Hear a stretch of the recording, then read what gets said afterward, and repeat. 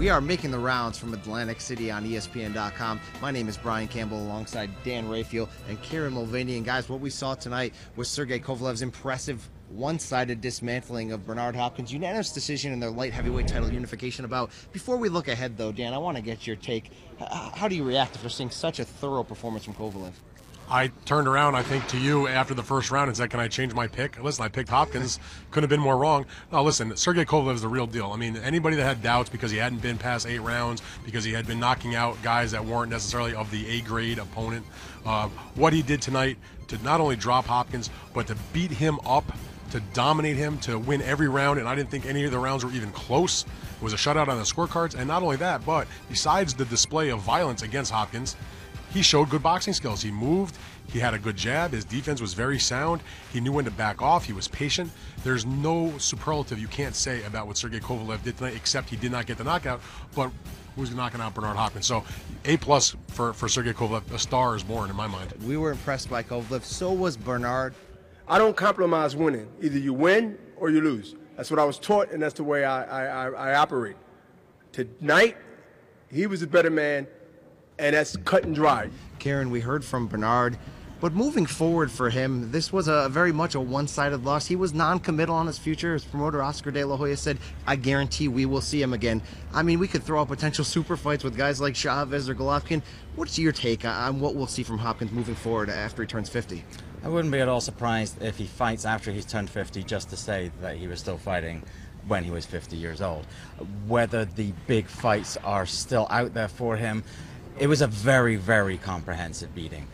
He gave Kovalev as tough a fight as anyone has given Kovalev, but nonetheless, it was an absolute domination. And so it's difficult, even if you're Bernard Hopkins, to be able to make the case that you deserve another big fight after such a big shellacking like that. But I still would not be surprised if Bernard finds some poor schlub who's holding some belt somewhere to pick up a title of some kind when he's 50 years old. One thing we know Kovalev could possibly make the case for right now as being at least the most dangerous light heavyweight in the entire world. If he's not from the O'Neal sense, of course, that's Adonis Stevenson.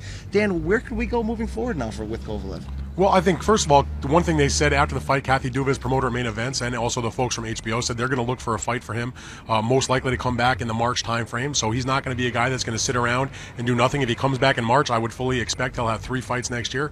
Who he'll fight, he's going to have a mandatory that's due against Mohammadi, the French fighter who won in a disgraceful first-round knockout against an opponent I think they dragged off the boardwalk in the first round. That's a mandatory that's due. It remains to be seen if he can find a way around it. If he insists on keeping that belt, which I suspect that he will want to do, then we may see that as his next opponent come the early part of this spring. But beyond that, the problem is we know the situation with Stevenson. That we don't think is happening. Jean Pascal is an excellent light heavyweight. He is the mandatory for Adonis Stevenson. If you are Jean Pascal, would you rather fight Adonis Stevenson or would you rather take your gamble with Kovalev? I think most likely it's Stevenson, in addition to the fact that that's a huge fight up in Montreal or anywhere in Quebec. So there's more money probably for him in that fight. And then you go down the roster of the light heavyweights, and there's not a lot of top guys you can pick from. Andre Ward is not going to move up to fight him, at least not in his next fight. Is Chavez Jr. going to fight him? Is Carl Froch going to want to move up to fight him? I thought maybe would Mikkel Kessler come back, but he's thinking about coming back. Is he going to jump up a weight class and fight this guy, Lucien Boutte, who probably would get wiped out in a couple of rounds, who has no business, stepping in the ring with Kovalev at this point? My point here is you can go through some good names, but finding a guy who will actually sign a contract in a fight that's actually makeable, it's a real tough call right now to see what he's going to do against a big name. So I'm just going to enjoy the ride. It's similar to Golovkin. Kovalev has a signature victory, but we may have to kind of sit through some exciting knockouts against lesser opponents, and that's not so bad. Kieran, Dan mentioned a star was born tonight in Kovalev's performance. Look, he's got a little Golovkin in him possibly. He's got that big smile. He's a big puncher. What kind of potential does he have from a brand standpoint to really become a star in the sport? Well, like you said, he's very likable. Even in his Russian English, he's able to crack jokes, and he's got a great smile. And in contrast, he steps into the ring, and then he just beats people up. Guys like that, tend to do pretty well. There's always a pretty good market for somebody like that. He's got a nice personality and those killer fists, so you think that combination has got to stand him in good stead. And now he's got a handful of light heavyweight titles in his hands. We'll see where he goes moving forward, but tonight, a one-sided unanimous decision over Bernard Hopkins.